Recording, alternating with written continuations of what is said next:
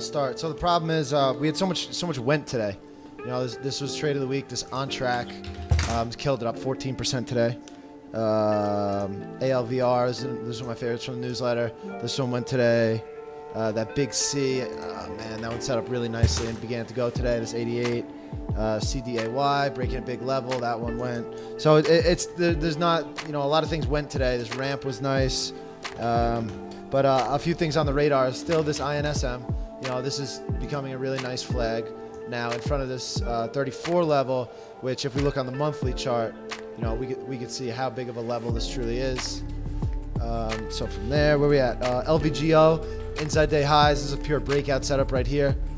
Again, this is the because of the lockdown, you know, this is one of the big beneficiaries. Telemedicine, huge beneficiary of Corona.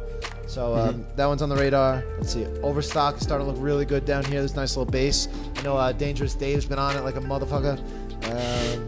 STNE, that was mentioned. That one looks really nice. And then there's VRM down here. You know, it's starting to base down here. They have a really big growth trajectory over the next few years, so I've got my eye on them. I think they're really going to take over the retail car market. What they do is they kind of deliver cars to you that you buy online, and they give you like a month to drive them and things like that. I have two buddies who did it, and they really loved it. So I think this company's gonna go on a run very soon. So I'm watching this one, and yeah, that's pretty much it. What you looking at?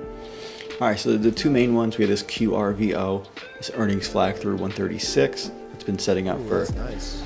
quite some time now. That and Lowe's, LOW, through this 170. Just, you know, names flagging at highs or near highs. Nice. So those are the two main ones.